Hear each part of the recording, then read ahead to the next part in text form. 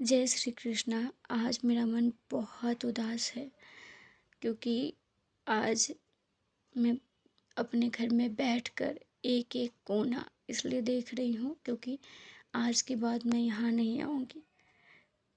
मतलब मैं अपना रूम शिफ्ट कर रही हूँ, एक एक कोना देख रही हूँ कि मैं और मेरे पूरे परिवार ने मिलकर एक एक कोना इन 4 सालों में 4 साल कम बड़ी बात नहीं होती है, बहुत लंबा समय होता है। तो इन 4 सालों में मैंने और मेरे पूरे परिवार ने मिलकर इस मकान को घर बनाया, एक एक कोना सजाया और आज हम सब मिलकर फिर उसे उजाड़ रहे हैं और एक नई जगह जाएंगे, फिर नए जगह बसेरा करेंगे।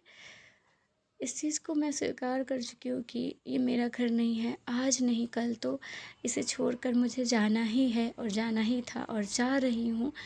लेकिन दुःख तो मुझे इस बात का है कि जब यहाँ आई थी आज से 4 साल पहले, तब सोचे थे कि यहाँ से अब अपने घर में जाएंगे, पर देखते ही देखते एक लंबा समय बीत गया, 4 साल। और आज फिर से वो समय आया कि हमें इस जगह को छोड़ के कहीं और जाना है।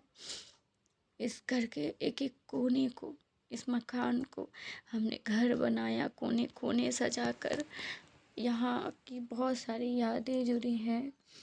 हर त्योहार को बहुत ही खास मनाया हमने, बहुत ही अच्छा पल बीता इस घर में और सबके साथ, यहाँ पड़ोसियों के साथ सब बहुत अच्छे थे और हैं सब बहुत अच्छे।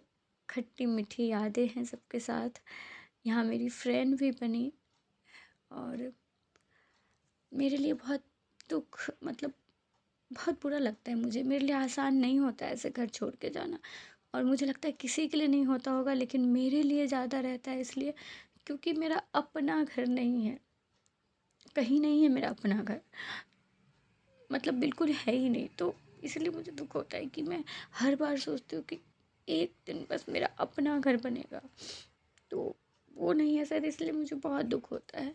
पर पता है मैं क्या सोचती हूँ कि चलो अपना घर नहीं है तो क्या हो गया, हम 3-4 साल बाद तो नए घर में जाते हैं, ये भी कम बड़ी बात है क्या। लेकिन बस ये बोलने के लिए है, सच कहूँ तो दुख बहुत होता है।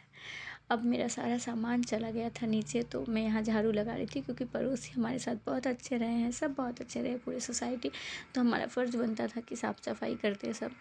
हमारा जो सामान निकालने के बाद थोड़ी बहुत गंदगी हुई थी और यहाँ नीचे सारा सामान जो है पैकर्स वाले भैया सब डाल रहे थे और हम यहाँ बैठकर देख रहे थे कि अब फिर से चलिए कहीं और नए घर में, घर नहीं नए मकान में, और उसे घर बनाएंगे। वहाँ कितने दिन हम रहेंगे कोई कुछ पता नहीं।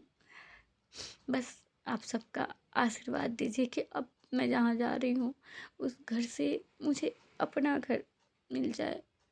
वहाँ से मैं जहाँ भी जाऊँ, छोटा हो या बड़ा, अपने घर में जाऊँ, क्योंकि यहाँ से अब मैं निकल चुकी थी। और चलिए मैं यहाँ पहुँच चुकी थी जहाँ मैं अब बसेरा करने आई हूँ।